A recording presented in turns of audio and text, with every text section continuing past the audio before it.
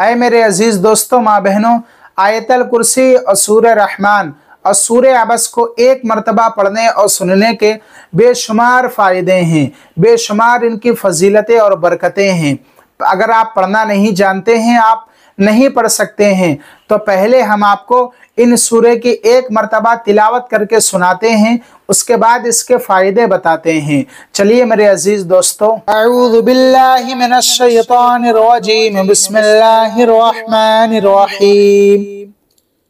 अल्लाहु ला इलाहा इल्ला हुवल हय्युल क़य्यूम, ला तअख़ुज़ुहु सिनतुन वला नौमुन, लहू मा फ़िस समावाति व मा फ़िल अर्द, मन ज़ल्लज़ी यशफ़अु इंदहु इल्ला बिइज़निहि, यअलमु मा बैन अयदीहिम व मा ख़ल्फ़हुम, वला युहीतून बिशैइन मिन इल्मिही इल्ला बिमा शाअ, वसिअ कुर्सिय्युहुस समावाति वल अर्द, वला यऊदुहु हिफ्ज़ुहुमा व हुवल अलिय्युल अज़ीम। बिस्मिल्लाहिर रहमानिर रहीम। अर्रहमान अल्लमल कुरआन खलक़ल इंसान अल्लमहुल बयान, अश्शम्सु वल क़मरु बिहुस्बानिन वन नज्मु वश्शजरु यस्जुदान, वस्समाअ रफ़अहा व वदअल मीज़ान, अल्ला ततग़ौ फ़िल मीज़ान, व अक़ीमुल वज़न बिल क़िस्ति वला तुख़्सिरुल मीज़ान, वल अर्ज़ वदअहा लिल अनाम, फ़ीहा फ़ाकिहतुन वन नख़्लु ज़ातुल अकमाम, वल हब्बु ज़ुल अस्फ़ि वर रैहान, फ़बिअय्यि आलाइ रब्बिकुमा तुकज़्ज़िबान। ख़लक़ल इंसान मिन सलसालिन कल फ़ख़्ख़ार, व ख़लक़ल जान्न मिन मारिजिम मिन नार, फ़बिअय्यि आलाइ रब्बिकुमा तुकज़्ज़िबान। रब्बुल मशरिक़ैनि व रब्बुल मग़रिबैनि, फ़बिअय्यि आलाइ रब्बिकुमा तुकज़्ज़िबान। मरजल बहरैनि यल्तक़ियान, बैनहुमा बरज़ख़ुन ला यबग़ियान, फ़बिअय्यि आलाइ रब्बिकुमा तुकज़्ज़िबान। यख़रुजु मिनहुमल लुअलुअु वल मरजान, फ़बिअय्यि आलाइ रब्बिकुमा तुकज़्ज़िबान। वलहुल जवारिल मुंशआतु फ़िल बहरि कल आलाम, फ़बिअय्यि आलाइ रब्बिकुमा तुकज़्ज़िबान। कुल्लु मन अलैहा फ़ान, व यबक़ा वज्हु रब्बिका ज़ुल जलालि वल इकराम, फ़बिअय्यि आलाइ रब्बिकुमा तुकज़्ज़िबान। यसअलुहु मन फ़िस समावाति वल अर्द, कुल्ल यौमिन हुव फ़ी शअन, फ़बिअय्यि आलाइ रब्बिकुमा तुकज़्ज़िबान। सनफ़्रुग़ु लकुम अय्युहस्सक़लान, फ़बिअय्यि आलाइ रब्बिकुमा तुकज़्ज़िबान। या माशरल जिन्नि वल इंसि इन इस्तताअतुम अन तंफुज़ू मिन अक़तारिस समावाति वल अर्दि फंफुज़ू ला तंफुज़ून इल्ला बिसुल्तान, फ़बिअय्यि आलाइ रब्बिकुमा तुकज़्ज़िबान।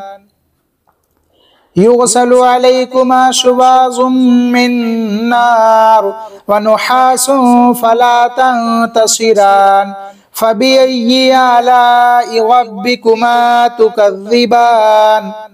फ़इज़ा इंशक़्क़तिस समाअु फ़कानत वरदतन कद्दिहान, फ़बिअय्यि आलाइ रब्बिकुमा तुकज़्ज़िबान। फ़यौमइज़िन ला युस्अलु अन ज़ंबिही इंसुन वला जान्न, فبأي آلاء ربكما تكذبان يعرف المجرمون بسيماهم فيؤخذ بالنواصي والأقدام فبأي آلاء ربكما تكذبان هذه جهنم التي يكذب بها المجرمون يطوفون بينها وبين حميم آن فبأي آلاء ربكما تكذبان ولمن خاف مقام ربه جنتان فبأي آلاء ربكما تكذبان ذواتا أفنان فبأي آلاء ربكما تكذبان فيهما عينان تجريان فبأي آلاء ربكما تكذبان فيهما من كل فاكهة زوجان فبأي آلاء ربكما تكذبان متكئين على فرش بطائنها من استبرق وجنى الجنتين دان فبأي آلاء ربكما تكذبان فيهن قاصرات الطرف لم يطمثهن إنس قبلهم ولا جان فبأي آلاء ربكما تكذبان كأنهن الياقوت والمرجان فبأي آلاء ربكما تكذبان هل جزاء الإحسان إلا الإحسان فبأي آلاء ربكما تكذبان ومن دونهما جنتان فبأي آلاء ربكما تكذبان مدهامتان فبأي آلاء ربكما تكذبان فيهما عينان نضاختان فبأي آلاء ربكما تكذبان فيهما فاكهة ونخل ورمان فبأي آلاء ربكما تكذبان فيهن خيرات حسان فبأي آلاء ربكما تكذبان حور مقصورات في الخيام فبأي آلاء ربكما تكذبان لم يطمثهن إنس قبلهم ولا جان فبأي آلاء ربكما تكذبان متكئين على رفرف خضر وعبقري حسان فبأي آلاء ربكما تكذبان تبارك اسم ربك ذي الجلال والإكرام بسم الله الرحمن الرحيم عبس وتولى أن جاءه الأعمى وما يدريك لعله يزكى أو يذكر فتنفعه الذكرى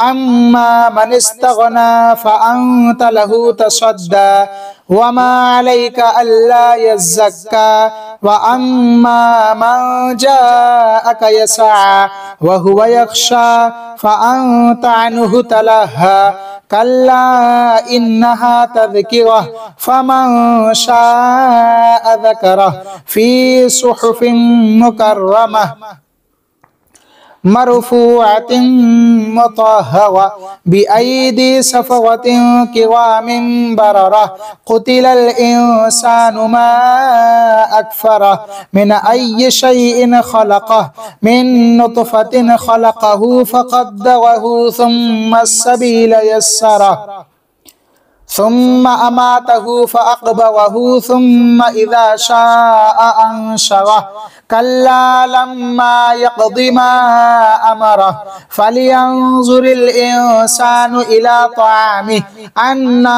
सबबनल माअ सब्बा सुम्मा शक़क़नल अर्ज़ शक़्क़ा फ़अंबतना फ़ीहा हब्बा वइनबन वक़दबन वज़ैतूनन वनख़ला वहदाइक़ गुल्बा वफ़ाकिहतन वअब्बा मताअन लकुम वलिअनआमिकुम फ़इज़ा जाअतिस्साख़्ख़ा यौम यफ़िर्रुल मर्उ मिन अख़ीहि व उम्मिहि व अबीहि व साहिबतिहि व बनीहि लिकुल्लि इम्रिइन मिनहुम यौमइज़िन शअनुन युग़नीहि वुजूहुन यौमइज़िन मुस्फ़िरह ज़ाहिकतुन मुस्तबशिरह व वुजूहुन यौमइज़िन अलैहा ग़बरह तर्हक़ुहा क़तरतुन उलाइका हुमुल कफ़रतुल फ़जरह। तो मेरे अजीज दोस्तों, आप सब ने एक मर्तबा इन सूरे की तिलावत को सुना है इस वीडियो के अंदर, आयतल कुर्सी और सूरह रहमान और सूरह अबस की। क्या आपको मालूम है कि इन सूरे को एक मर्तबा पढ़ने और सुनने के क्या क्या फ़ायदे हैं? बेशुमार इनके फ़ायदे हैं, बेशुमार इनकी फजीलतें और बरकतें हैं। यकीन मानना मेरे अजीज़ दोस्तों, माँ बहनों, अगर आप पढ़ना नहीं जानते हैं तो आप कोई हर्ज नहीं, आप इन्हें सुन भी सकते हैं, क्योंकि कुरान का पढ़ना भी इबादत है और कुरान का सुनना भी इबादत है। अगर आप सही तरीके से पढ़ना जानते हैं तजवीद के साथ तो आप रोज़ाना इन्हें पढ़ लें। नहीं जानते हैं, इसीलिए हमने आपको इस वीडियो के अंदर एक मर्तबा इन सूरे की तिलावत करके सुनाई है। आप इसे रोज़ाना सिर्फ सुन ही लिया करें।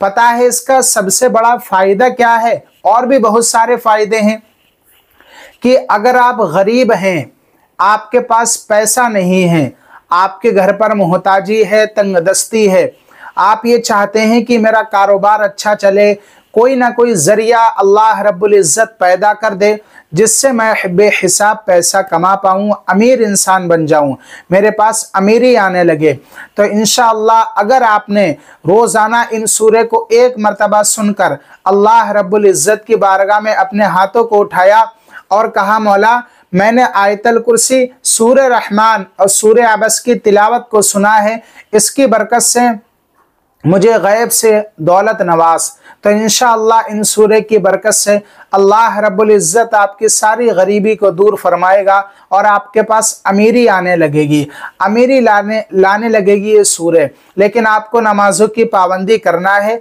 नमाज को किसी भी हालत में नहीं छोड़ना है। मैं आप सबसे कहता हूँ, नमाज के बिना ना ही कोई अमल कबूल होता है और ना ही कोई वजीफ़ा कबूल होता है। बेनमाजी का नूर बेनूर है, बेनमाजी का ईमान बेनूर है। नमाज बहुत अहम है। और आप सबने सुना होगा, इन्नमल आमालु बिन्नियात, यानी आपकी अच्छी और सच्ची नियत होना चाहिए, यकीन कामिल होना चाहिए। घर पर रोज़ाना इन सूरे की तिलावत को बजा दिया करें, आपके घर में भी बेशुमार बरकतें रहमतें आएंगी। दुकान है आपकी किसी चीज़ की तो दुकान पर जाके बजा दिया करें, आपकी दुकान में भी ग्राहकी बढ़ जाएगी। हाँ मेरे अजीज़ दोस्तों, कुरान के अंदर हर चीज़ का इलाज है, बस आपको पूरा यकीन कामिल रखना है। और मैं आप सबसे कहता हूं कि कुरान के अंदर बहुत सारी सूरतें हैं, हर सूरत की अलग और फजीलतें बरकतें किताबों में आई हैं, बहुत सारी दीगर किताबों में आई हैं। तो आप सब नियत अच्छी रखें, नमाजों की पाबंदी करें और इन सूरे को रोज़ाना एक मर्तबा सुनने की आदत बना लें, एक मामूल बना लें, फिर आप इनके कमाल, इनकी बरकतें खुद देखेंगे। हाँ मेरे अजीज़ दोस्तों, और अगर आपको वीडियो पसंद आई हो, तिलावत अच्छी लगी हो, तो वीडियो को एक लाइक करके चैनल को सब्सक्राइब कर दें। बड़ी मेहनत पड़ती है वीडियो बनाने में। चलिए मेरे अजीज दोस्तों, मिलते हैं नेक्स्ट वीडियो में।